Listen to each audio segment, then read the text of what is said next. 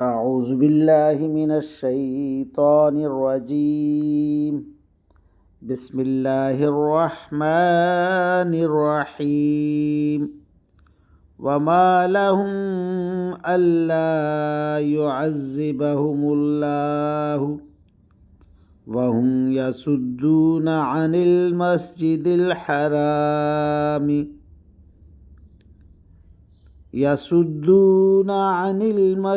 الحرام وما كانوا أولياءه إن أولياؤه إلا المتقون ولكن أكثرهم لا يعلمون. وما كان صلاتهم عند البيت إلا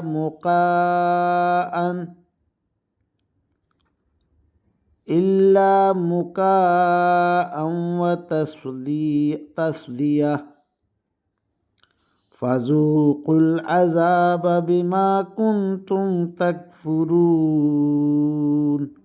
آمنت بالله صدق الله مولانا العظيم وصدق رسوله النبي الكريم ونحن على ذلك من الشاهدين والشاكرين والحمد لله رب العالمین.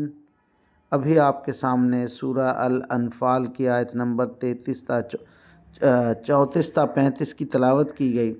انشاءاللہ کچھ ہی دیر بعد عزت مآب راؤ شاہ نواز صاحب انہی آیات کا ترجمہ، تشریح اور تفسیر بیان فرمائیں گے.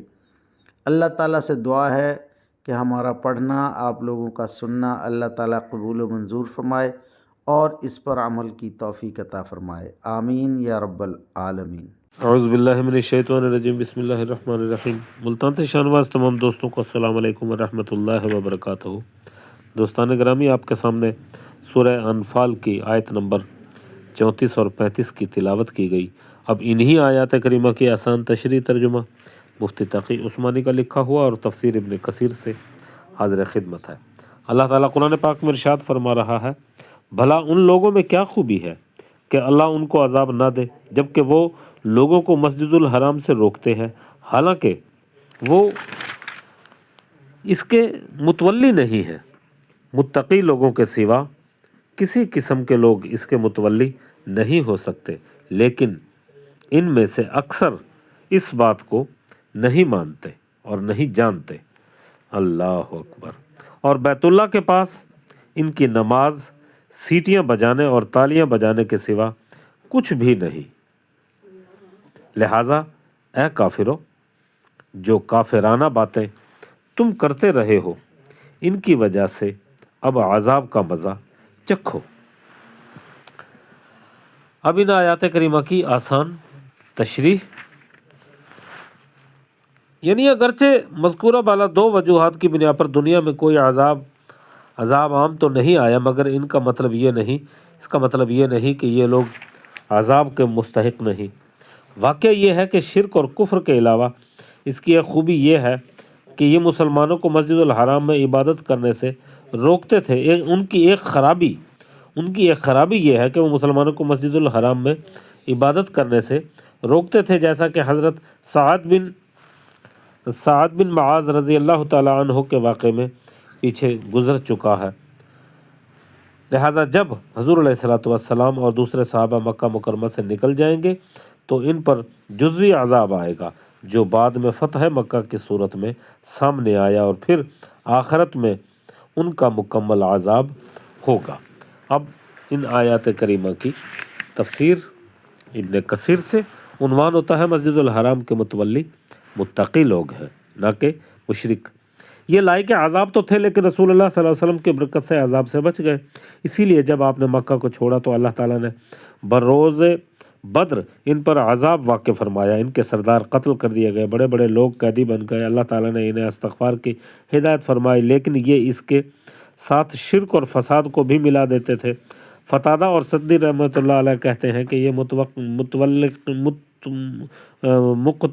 मकतूलीन, ये मकतूलीन कुरैश इस्तग़फ़ार नहीं करते थे।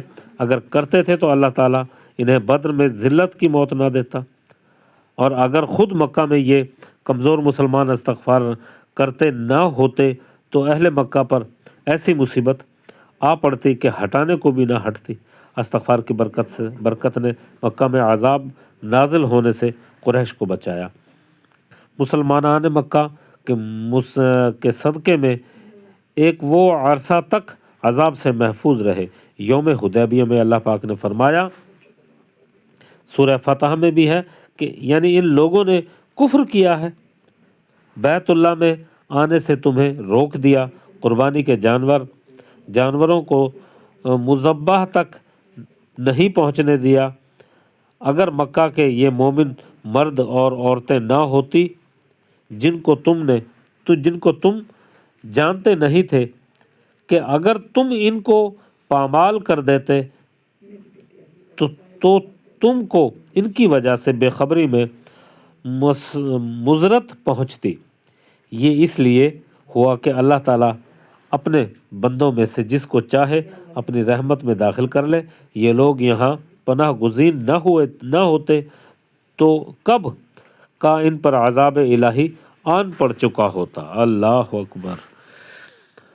हज़ूर अकरम सल्लल्लाहु अलैहि वसल्लम मक्के में थे तो अल्लाह ताला ने फरमाया कि तुम्हारे होते हुए अज़ाब ना करूँगा, और जब हज़ूर अलैहिस्सलातु वस्सलाम मक्के से मदीने की तरफ चले गए तो अल्लाह ताला ने फरमाया कि तुम्हारे जानशीन अभी मक्का में हैं और इस्तग़फ़ार करते हैं, इसलिए अभी अज़ाब ना दूंगा। जब ये मुसलमान भी मक्के से निकल जाएंगे तो फरमाया कि अब क्यों ना अज़ाब दिया जाए। अल्लाह अकबर। उन्होंने तो मुसलमानों को काबतुल्लाह आने से रोका, वो अल्लाह ताला के दोस्त तो नहीं थे, चुनांचे अल्लाह ताला ने फ़तह मक्के का अज़ाब इन पर नाजिल फरमाया। अल्लाह अकबर। व आखिरु दअवाना अनिल हम्दुलिल्लाहि रब्बिल आलमीन।